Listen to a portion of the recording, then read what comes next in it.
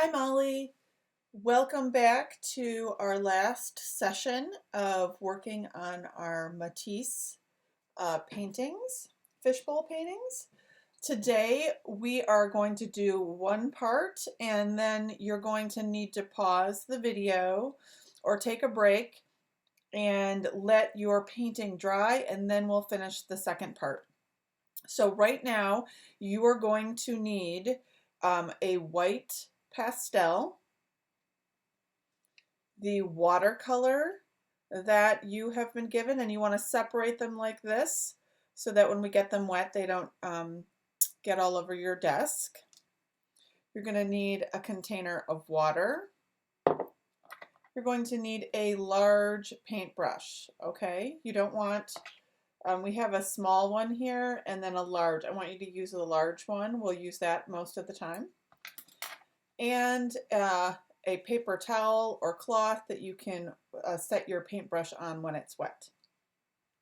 Okay, so we are going to be putting watercolor in the background of our fishbowl. This is the example Mr. Warner gave us, and so we're going to go ahead and do that. Whenever he goes over the oil pastel drawing with the watercolor does not stick to it, and that's what we call resist. So there's specific media that resists watercolor that you can put on that's clear, or oil pastels and regular crayons. Both of those resist the water in the watercolor paint. And so they stand out even though we'll paint over the whole thing. The one thing we haven't added to ours are the little bubbles, air bubbles. So we're going to add those with our white pastels first, and then we'll use watercolor over our drawing. So here's the drawing that we worked on. Remember, we colored everything in except for the top part and the water in the fishbowl. I want you to go ahead and put some little air bubbles from your fish up to the water. Now, of course, you can't see what I'm drawing because I'm doing it with white. You want to put those air bubbles everywhere there is a fish. Okay, and so that should just take a couple of seconds. So I'm going to hold up the paper so you can maybe see it just a little bit better. So you can see the little air bubbles that I've drawn in. Once you have those done, we're going to take our two palettes. This is very concentrated pigment. We're going to add water to it, and we are going to saturate our brushes with water and then dip it in these. This is a light and this is a dark blue. We're going to start with the light one. I'm going to get my brush very wet. So wet that it's kind of drippy. I'll let you see. See how there's white at the bottom of the palette? I'm going to just keep adding water to it until see how now that I've got enough water in here and it's real liquidy, you can't see that white bottom as much. And I'm going to still keep adding a little bit of water. So I'm going to do that to this one. And then while we wait, I'm going to put a little bit of that water, do the same thing to my dark blue.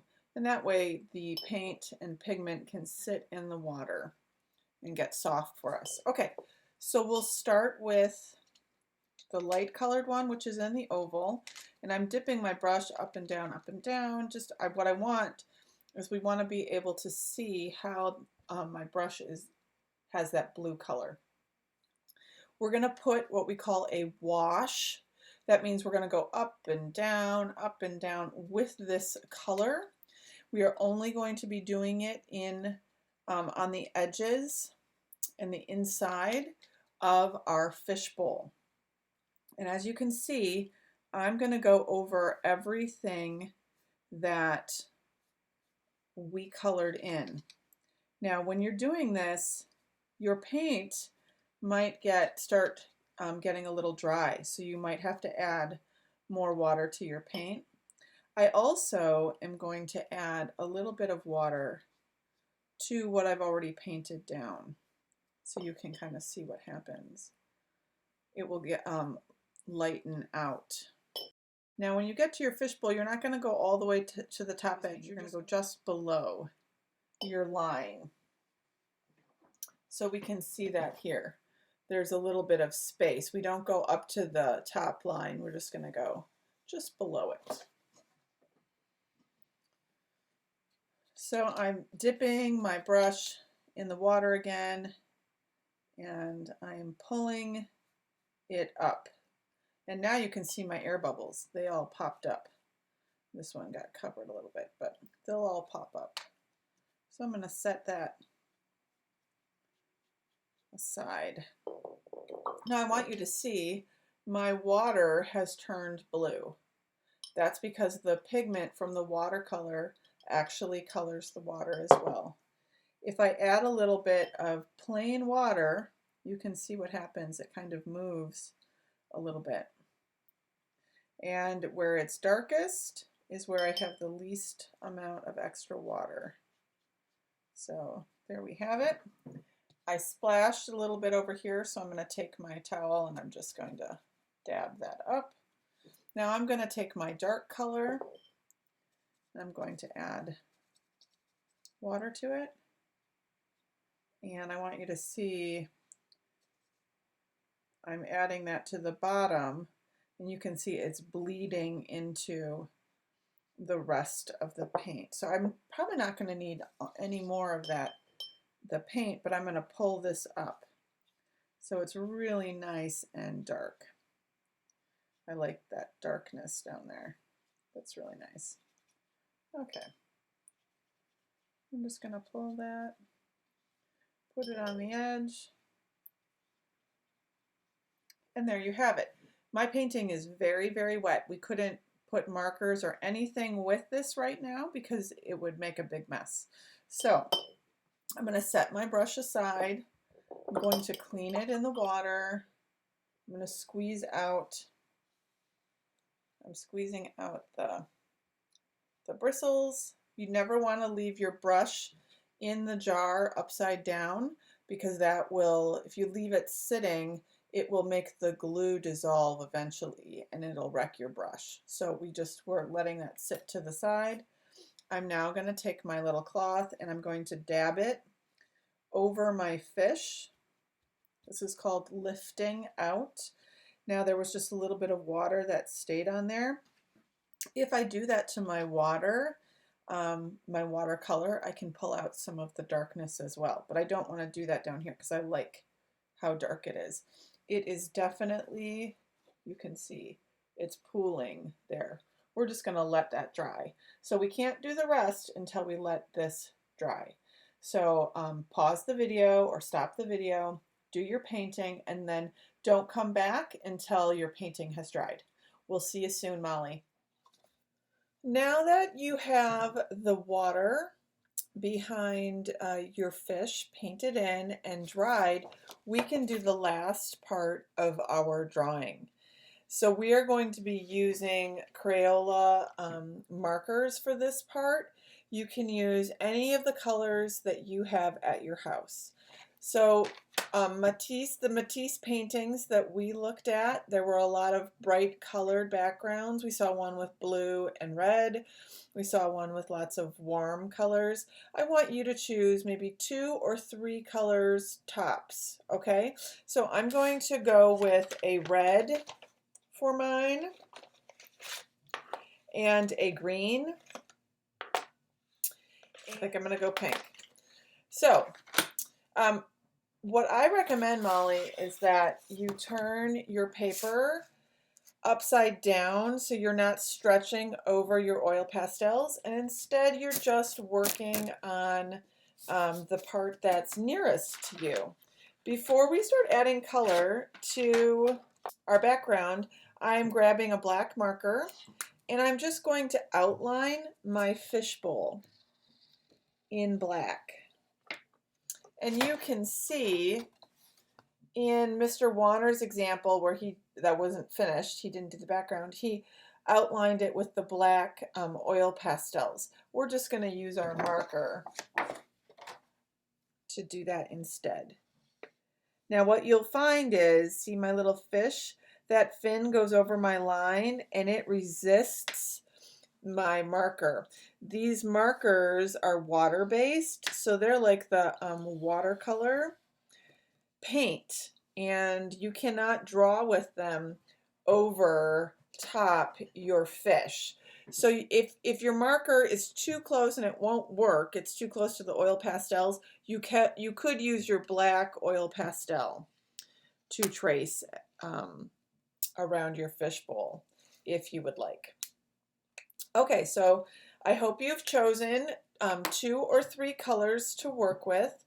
I think I want my background to be pink, so it's not too much. I'm going to make my flowers red. So I'm just going to go in and start outlining them. You might have done a pattern with stripes or polka dots or little flowers or whatever pattern you put on. I did these bright flowers, and they're really big because of some of the Matisse paintings that we looked at. So when you fill in with a marker, it's just really nice to, instead of kind of scribbling it around, to go evenly in a row in the same direction and overlap slightly. And what happens is you still can kind of see some of those lines, but it creates its own little pattern within the coloring. So that's what I would recommend to you, is to just carefully fill in. This way you can make certain that when you're filling it in, you're not leaving white spaces.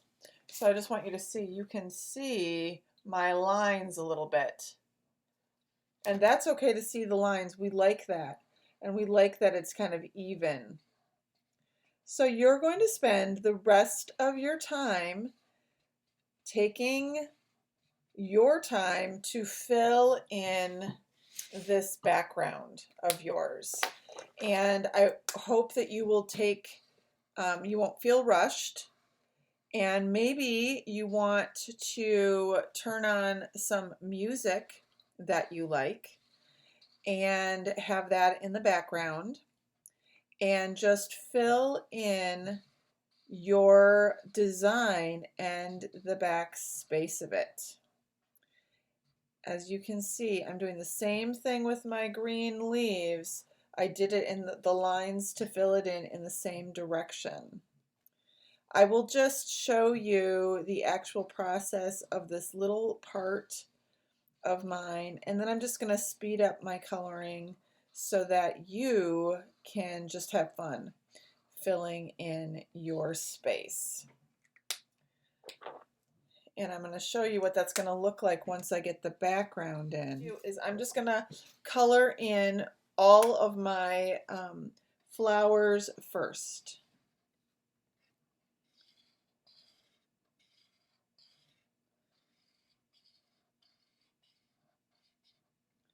And then we'll come back and I'll figure out what color to do. So you can see I have my background all colored in with marker.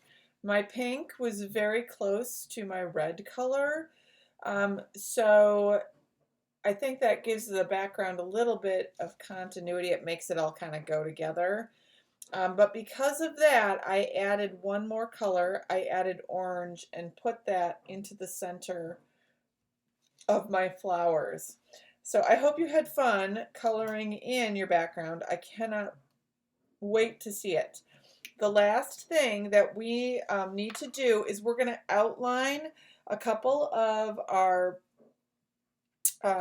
objects in the back of our wall and our floor line with a black oil pastel, kind of like we did with our fishbowl. We just want to kind of clean things up. I actually have to go all the way down for my fishbowl. I couldn't do that with a marker because it wouldn't have worked on top of the oil pastels. So I'm just putting that little bit of an outline on. I'm going to color in the edge of our table. And this was a fancy table because we drew it so it would look like it had some thickness. So we just are doing an outline of it. I'm going to draw that line in where the bottom part of the wall and the floor meet, like that. And I think I will do an outline on my front legs of the table, but the ones in the back I'm just going to leave. So that way they're a little bit lighter and they look like they're a little farther back. So there you have it. That is the end of our Matisse inspired fishbowl drawing. I hope you had fun, Molly. I cannot wait to see what your project turned out to look like.